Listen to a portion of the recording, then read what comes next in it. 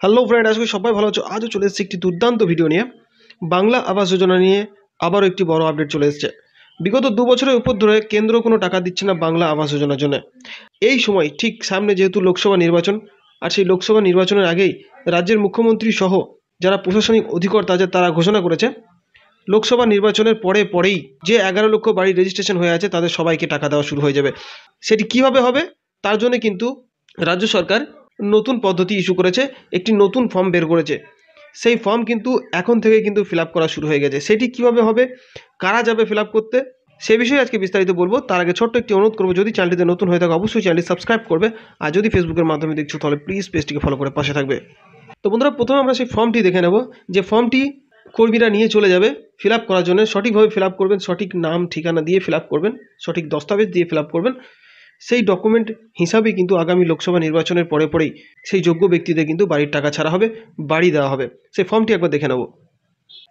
তো বন্ধুরা, দেখতে পাচ্ছ আমরা সেই ফর্মে চলে এসেছি, যেটি ফিল আপ করা শুরু হয়ে গেছে। কি বলছে, আমার আবাস আমার অধিকার, তৃণমূলেই ভোট আমার অঙ্গীকার, এরকম একটি ফেস্টুন ছাপানো হয়েছে, অর্থাৎ এরকম একটি হার্ড কপি ফর্ম।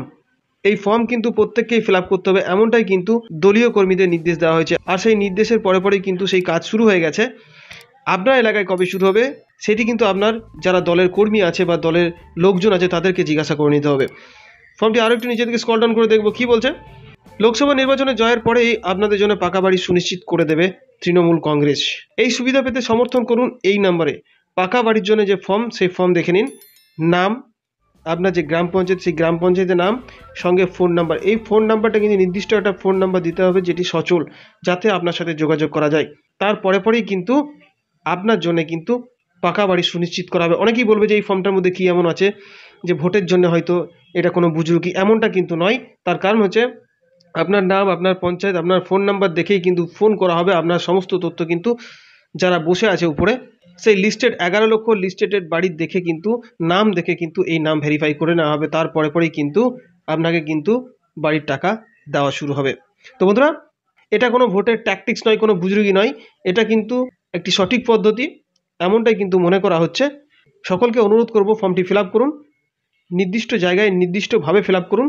আগামী দিনে এই নাম ফোন নাম্বার ধরেই কিন্তু আপনার সাথে যোগাযোগ করে নেওয়া হবে। তো বন্ধুরা, এই ছিল আজকের টপিক বাংলার আবাস যোজনা নিয়ে।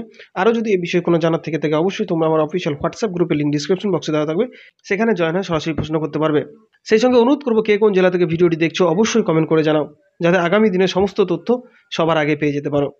ভিডিওটি বেশি করে শেয়ার করো, যাতে করে এই গুরুত্বপূর্ণ তথ্যটি সকলের কাছে পৌঁছে যায়।